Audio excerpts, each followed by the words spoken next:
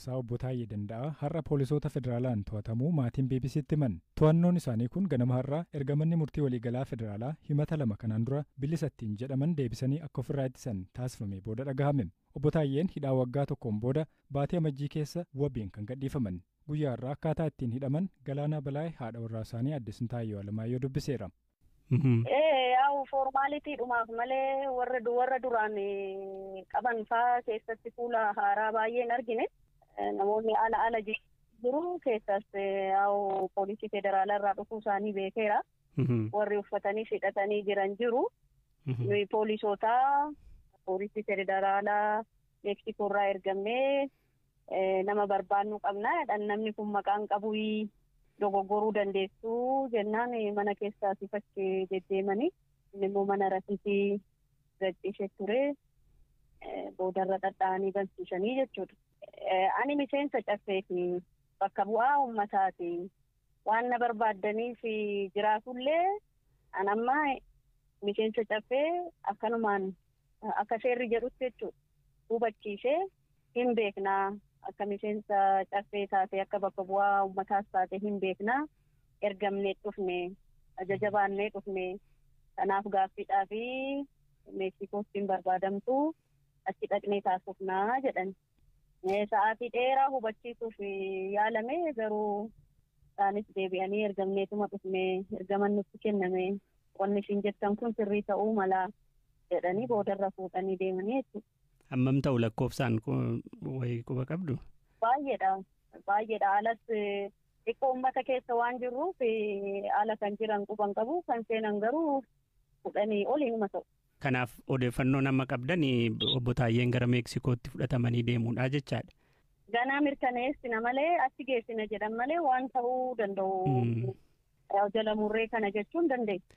Kana balleessitaniittu kanaaf isin barbaannas hin jenne deemneetuma haasofna jedhaniini. Wanni badii wanni ka'een jiru qaama fidinuun jedhe jira itti dhaqxanii dubbattuudha malee isin badii kana qabdu han jedhu ka poolisiidha ergamee dhufee hidhataadha dhuguma immoo yoo akkasitti ka qoratu qaama biraa ta'uu mala akkasitti hubachiisanii fuudhanii deeman jechuudha. Sana dura wanti obbo Taayyeen isiniin jedhaniiru jira deebi'anii to'annoo jala ooluu akka danda'an fa'aa wanti akeekan yookaan wanti eeggannoo godhan waan akkanaa tureera? Tarii inni waan yaade qabaachuu mala waan hundas natti muudhiisuu danda'a garuu har'a beellama mana murtee qaba ture. Beellamni mana murtee kun beellama dheeraa gangalataas ga'e. Keezichi dhuma gabbaasanii kana jedhanii jala muranii nutti himuu dadhaban haa ta'u har'a garuu ittisii jedhanii san booda ta'ee jechuudha kun. Sun ganama tureeyyuu dhaddachi sun ganama ture miti? Ganama ture. Haa ta'u ishii ulfaadhaa. Waa'ee hidhaa isaanii BBC'n poolisii federaalaa irraa addan baafanne. Gama kaaniin ganama har'aa obbo Taayyeen mana murtii waliigalaa federaalaatti argamanii turan. Abukaattoon isaanii obbo Abarraa Nigus BBC'tti akka himanitti himannaan diina wajjiniin waloomuu fi hokkora kaasuu jedhaniin deebi'anii akka ofirraa ittisan ajajamaniiru.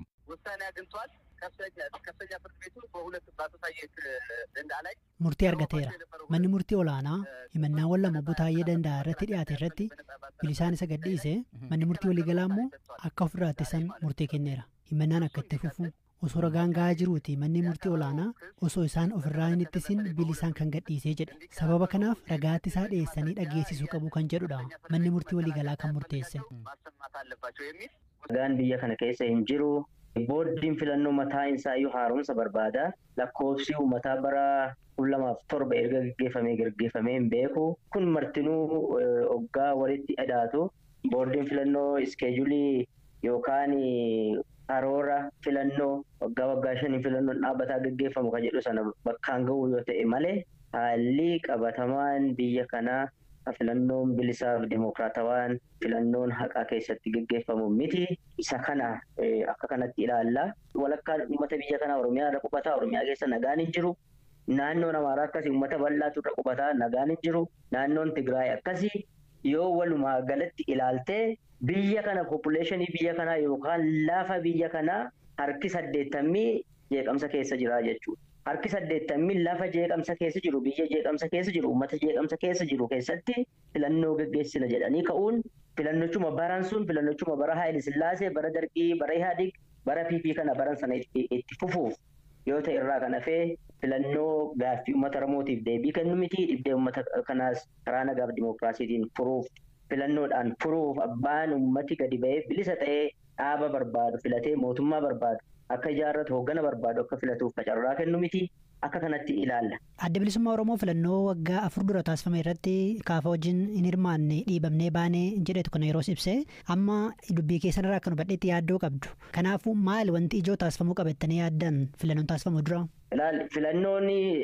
Filannoon hojii guyyaa tokkoo miti. Guyyaa tokkoo polling station yookaan buufata filannoo deemtee sagalee darbuudhaan miti filannoon kan ilaalamu. Filannoon adeemsa bal'aa qaba. Galmaawanii waraqaa eenyummaa fudhachuurraa eegala. Kun ni jira bilisa sana keessa darbee paartiileen siyaasaa bilisa ta'anii sosso'anii waajjira banatanii uummata gurmeessanii uummata ijaaranii uummata barsiisanii filannoodhaaf kakaasuutti ni jiranii. Kana haala qabatamaa jiru ni beena waliin beena. Fakkeenyaaf addi bilisummaa Oromoo waajjira tokkollee hin qabu. Waajjiroleen baroota karaa nagaatiin qabsoofna jedhamee biyya seename sana banate hundi cufaadha. Miseensota adda bilisummaa Oromoo hedduun isaanii har'allee mana hidhaa jiran.